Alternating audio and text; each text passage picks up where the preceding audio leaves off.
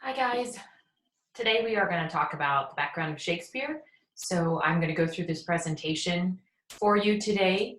You can use the presentation. I also put the transcripts of the notes on the online for you in Classroom. And then there's a quiz that you need to take. You can take it simultaneously or you can take it after you watch it. Okay? Here we go.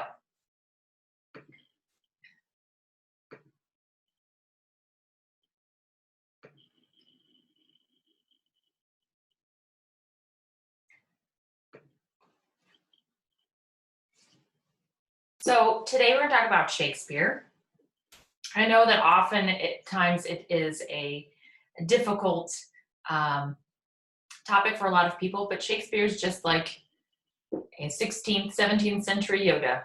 He inverts his sentence structure, but it's the themes that carry through. So most of you feel like this when you think about Shakespeare, but what do you know about the man, the myth, and the legend? Is your reaction like this? I hope not. William Shakespeare.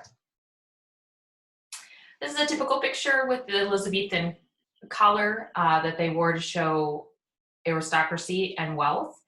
He was actually a very wealthy man.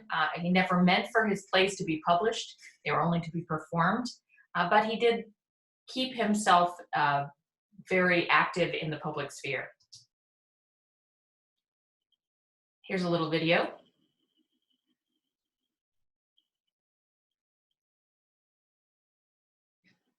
The History of English in 10 minutes. Chapter 3, Shakespeare, or a plaque on both his houses. As the dictionary tells us, about 2,000 new words and phrases were invented by William Shakespeare. He gave us handy words like eyeball, puppy dog, and anchovy, and more show-offy words like dauntless, besmirch, and lackluster. He came up with the word alligator, soon after he ran out of things to rhyme with crocodile. And a nation of tea drinkers finally took him to their hearts when he invented the hobnob. Shakespeare knew the power of catchphrases as well as biscuits. Without him, we'd never eat our flesh and blood out of house and home. We'd have to say good riddance to the green-eyed monster, and breaking the ice would be as dead as a doornail. If you tried to get your money's worth, you'd be given short shrift, and anyone who laid it on with a trowel could be hoisted with his own petard. Of course, it's possible other people used these words first, but the dictionary writers liked looking them up in Shakespeare because there was more cross-dressing and people poking each other's eyes out.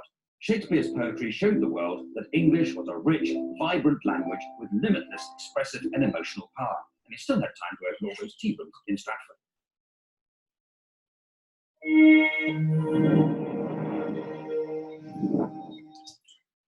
So quick overview.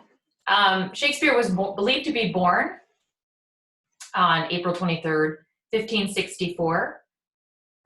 He was baptized on the 26th. So most of the time when they didn't actually keep a census. So people's birthdays were determined by the fact that they were baptized 3 days after they were born.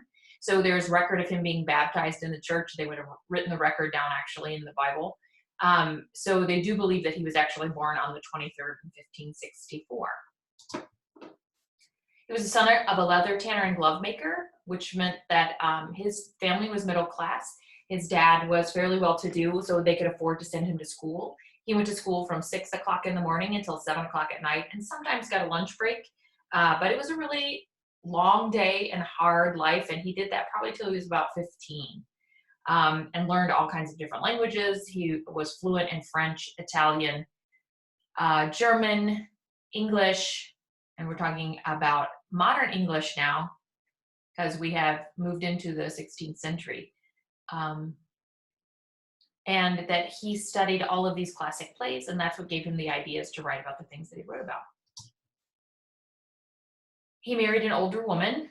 She was 9 years older than him. She was 27, and he was, I believe, 17 or 18 when they got married. They had 3 children. Only one survived past infancy. And she lived in Stratford most of the time, and he spent most of his time in London at the playhouses, although he did go back and forth. And he did eventually retire in Avon and built a bunch of tea houses. His house is very impressive. You can actually see it today. I'm going to give you, there's also an online tutorial video of the Globe Theater that you're going to get to look at, and a virtual tour. And I believe there's some pictures of his house in Stratford also. That's his house in Stratford. It's pretty impressive. He was a true people's person. He actually fought for local landowners to get their property back. Um, so more than just a playwright, he was a public figure and actually was very well respected. He contributed over 2,000 words and phrases to the English language. They believe it's upwards of 2,500 actually. And as a result of all the words that were added to normal speech with his plays and became popular, Ben Jonson actually had to create the first English dictionary, which came shortly thereafter in the early 1700s, early 1600s, sorry, and created the first thing known as the English dictionary to the English language, which didn't exist before then. And did they really talk like that? Yes, they did. It was modern English, but it was Elizabethan. So that's why we have a lot of thys and thous. And then we have something called an inverted sentence structure, where they put the subject actually at the end of the sentence, much like Yoda does. So it was just the style of how they spoke. It was very formal. People that were not in the courts or in education didn't necessarily speak like that, which actually Shakespeare explains in his plays. He differentiates between the upper class and the lower class, how he writes the plays. So if it's in verse, which means it's lines or like poetry and iambic pentameter, it's the upper class. If he writes in prose, where he just writes in paragraph form, that's supposed to represent the lower class. And he did these things because people were watching and not reading along, so they had to be able to know when the switches were in the plays. Iambic pentameter, we dabbled a little bit in that with Chaucer, and it is 10 syllables. So 5 feet, 2 syllables make an iamb. So iambic pentameter, pentameter is 5. So 5 feet of 10 syllables. And he wrote most of his language, especially his sonnets, but also the plays in iambic pentameter. He does have some prose, and again, we talked about that. Prose just means, it's a fancy word for saying paragraph. So the way that we normally read stories are actually in prose, short stories. A lot of plays are written in a varied form of verse. So blank verse, unrhymed, no meter, but still in iambic pentameter. And that's why we read most of his plays are written in blank verse. He ends a scene in rhyming couplets. And why do you think he does that? In order to signify that we're coming to the end of a scene or end of an act, and he'll end in that double rhyme. So the audience knows that we're going to move on to something else. They didn't have a whole lot of props. They didn't have a whole lot of costumes. They used pretty much everyday clothing. So this was something to help the audience understand. And his plays were really popular because they combined all walks of life in one place. And here are some words that he added to the dictionary. Things that we use every day: moist, costume, revised, neon, shuttle, lemonade. He's also the father of insults. There's actually a really fun game if you want to look it up. It's Shakespeare insults, and you can hit a button and it'll make up random insults. Fun fact. He was successful because he recreated and reinvented timeless stories. So many of his stories are not original, but that was a sign of your intellect. In those days, whereas today when people copy things, we say that they're plagiarizing or it's against copyright, because copyright didn't actually come into play until 1921.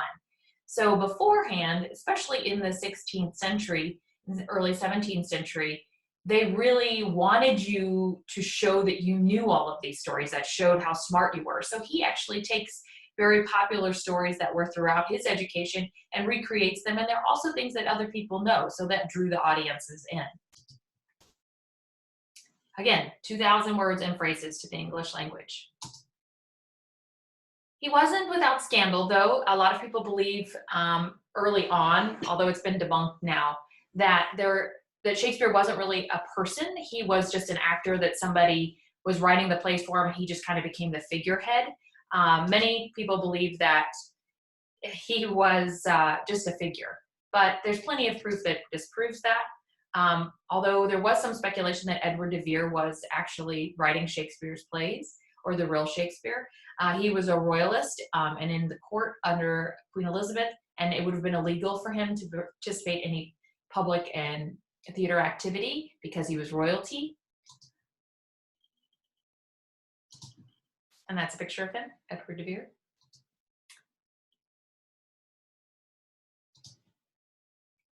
There's a play on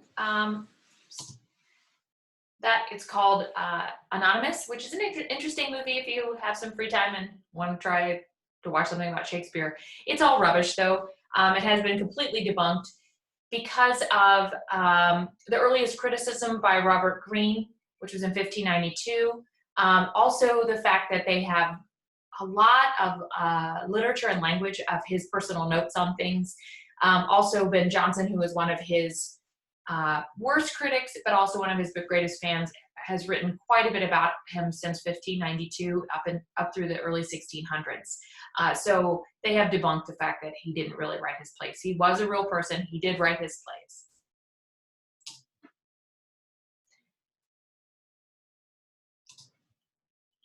And Ben Jonson does actually mention him by name and goes through his particular pieces. So the first folio, which I don't have an example here, but a folio would have been a larger piece. So look at this book, see how big this book is. It's like twice the size of a regular piece of paper. That was how they would print it, on these large pieces of paper, and they were really, really expensive. And they didn't print them until 1623, until after his death. Lord Chamberlain's Men, which was his acting company, was running out of money, and they decided to print his plays in order to make money. They were very, very expensive. There are very few left in existence, and they're beyond value. Millions and millions of dollars. More scandal. So in order to understand why he was successful, you also have to understand the political ties at the time. And Elizabeth was the Queen of England. She took the throne at the age of 17, 1558, and ruled until 1603, until her death. She was a great lover of the arts and science. She was extremely intelligent and quite a scholar. And she decided that, well, she really brought about the Renaissance to save England because it was in horrible debt because of her father. Her father was Henry VIII, and he had so many wives. We know the song, I'm Henry VIII, I am Henry VIII, I am, I am. Anyway, if you look at the picture here, we see England under pretty tyrannical rule up until that point. Henry was a terrible king. He really just liked to hunt and to eat and to have fun. He didn't really want to do his job, and he through his rule, he ends up bankrupting England. So when she takes the throne eventually, she has a lot to clean up. If you look at this picture, this is a famous portrait, and you can tell in the forefront of the painting that Elizabeth is the largest figure. So this is a painting that she had commissioned after she became queen in honor of her father. Her father's the man in the middle. The little boy to her right of her elbow, or left of her elbow, is her brother, who died when he was 16. So he was the only male heir that Henry ever had. So Henry married Catherine, who was Spanish, Catherine of Aragon, and they had a daughter, Mary, and Mary was about 12 or 13 when Catherine was exiled, and so she was left to grow up by herself because Henry became interested in Jane, and Jane gave birth to Elizabeth, and Mary actually ended up raising Elizabeth because she loved children and she was very lonely. Eventually, Anne Boleyn. Anne Boleyn is Elizabeth's mother. Anne Boleyn ended up causing. Sorry, that's my mostly. All right. So Anne Boleyn had Elizabeth. She was very, very ambitious and rose up in the ranks quickly. he left Catherine for her and divorced the Catholic Church so he could have a divorce from Catherine, and created the Church of England, which angered the Pope quite a bit. So that caused all kinds of issues. And Anne was pregnant several times. She had a son and it died at birth. And she had another son and it died at birth. And then they were trumped up. He got kind of sick of her after a while because she did give birth to Elizabeth and then could not produce a male heir. So he kind of got bored with her and then moved on to Jane Seymour. Jane Seymour gave birth to Edward, who was the only son and heir of the Tudor line. And he was, she kept so sheltered that he was kind of a sickly child. He never really was allowed to go outside. He even had a kid that got beaten for him, so he didn't get beaten.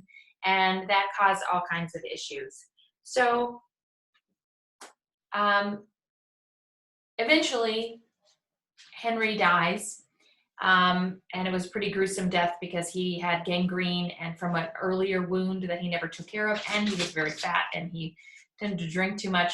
So he was cursed, saying that his dogs would eat him at his death. And what happened is about a month before he died, he was so rotting from the inside out that he smelled so bad that you couldn't even go in the room. And when they finally put him in the coffin, he was so fat that he fell through the coffin and exploded, and the dogs ate his effluents, which was pretty gross. So Mary becomes queen after that, and she's known as Bloody Mary. She killed anyone that was not a Catholic, and was married to the Prince of Spain. And although Philip, but he didn't really like her and didn't want to have anything to do with her, so he lived still in Spain and she lived in England. And then she ended up thinking she was pregnant, but it ended up being stomach cancer. It killed her. She exiled Elizabeth because Elizabeth was a Protestant, but she didn't openly admit that she was a Protestant, and told Elizabeth that if she promised to, on her deathbed, if she had made her promise to be a Catholic queen, that she would reinstate her. And she did. And Mary died and Elizabeth became queen at 17. She didn't really renounce or denounce Catholicism. She just wanted everybody to go to church. She could do whichever church you wanted to, but just make sure that you did go, until the Pope started sending death threats to her and attempted to have her killed several times. She liked to ride out in the public, and she was approached by a young man one time that tried to shoot her, and the gun backfired and killed him. So she thought that God was protecting her. And from that point forward, she did not approve of papists. And she had Francis Walsingham was kind of her attack dog, and she had him go after people, so she did get her hands dirty. But she was an amazing queen. She was known as the Virgin Queen. She never got married. They tried to marry her to the Prince of France, the Dauphin, and he came to visit, and she ended up finding him in her dressing room wearing all her dresses. So she decided from that point forward she didn't need to get married. She would marry England, and she never did. And she ruled until her older age. She single-handedly took on the Spanish Armada by herself in full armor garb on the coast. And again, the Spanish mistook the treachery of the sheer cliffs. We've talked a lot about that, how there's rocks and things, even with the Franklin's tale. But that's really true about the coast of England. And what happened is there was a huge storm that night, and lightning struck and caught the Spanish Armada on fire, and caused all kinds of problems. Again, she thought God intervened there, and with a little help of Sir Walter Raleigh, they defeated the Spanish Armada, and she continued to rule. But she loved the plays, she loved the arts. She was actually believed to follow the plays and go to the plays in disguise. So she was one of the greatest military leaders of all times. It ruled for nearly 60 years. And she was fierce, and is also known as one of the most renowned monarchs of all time. Actually, the current queen, Elizabeth II, is named after her. The Renaissance was a great time of growth. So we're talking about the English Renaissance. And of course, there are three. It started in Italy in the 1300s, it moved to France in the 1400s, and then it moves to England in the 1500s. It works its way across Europe, which was celebrating science. Science became very important in this time period, which is part of the reason why religion kind of backs off, because people are questioning ideas. She did attend performances. She also had Shakespeare come perform his plays in the palace, in Buckingham Palace. And she was able to go back and forth between Buckingham Palace and the Globe Theatre because of the Thames. So she was able to sneak through on her private boat and go in a hidden entrance. So the Globe Theatre is really important. It was the second theatre in England, and it was created kind of in an unsavory part of town by all of the bars and the houses of ill repute, because the land was cheap and it was right on the water and they wanted to be able to be approachable. The first theater was called the Rose, and it was the first actual theater house where people were not in the courtyard at the inn, but actually came into a structure to watch a play. However, the church did not like the fact that the playhouses were attracting people and people were spending their money on entertainment instead of paying their tithe or paying their money to the church. So they tried to close them down, saying that they were the cause of the plague. It didn't last very long. Although Shakespeare did write King Lear during his quarantine in the plague. Fun fact. This is what a folio looks like. Just to give you an idea, they're very large and they were very expensive. They finally figured out that they could fold those papers in fours and make a quarto, and it was much more inexpensive. But the theater company that started it all was called Lord Chamberlain's Men, which was Shakespeare's acting company with distinguished actor Richard Burbage and William Kemp, and eventually James Stewart, who also became the King of England after Elizabeth. The Globe was built circular, so there was not a bad seat in the house. Everyone could see. The upper class sat on cushions on benches, and then and they were covered. And then you had the area in the middle where people could pay a penny to get in and see. So anyone could attend. It was affordable. The only places that were actually covered were the bench seats and the actual stage itself. The rest was open to the air, so they used the natural light in order to perform performances, and this would have been one of the playbills. The Globe Theatre opened its doors in 1599. Not this one, but this one. And that's what it really looks like today. I actually went to a performance there 2 years ago and leaned on the stage. It was pretty awesome. That's the outside.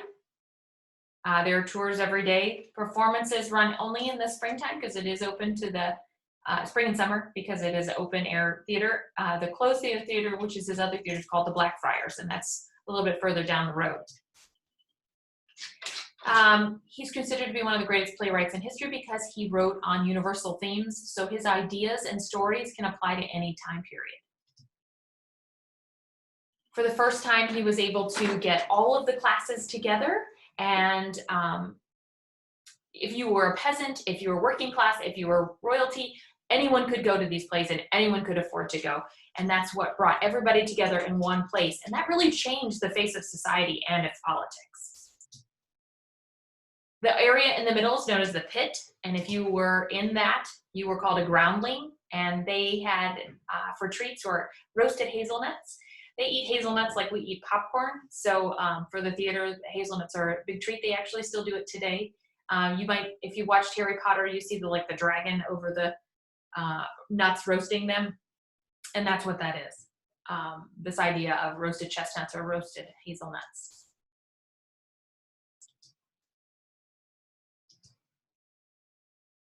The plays. So let's talk about the plays. There's 4 different types of plays. 4 main categories: comedy, tragedy, history, and romance. Most of the 4 usually fall into 2 though, so which is tragedy and comedy. All tragedies end in death, and we're going to talk about with Othello, and Othello is a tragedy, and all comedies end in marriage, which some say is the greater tragedy. Joke there. Okay.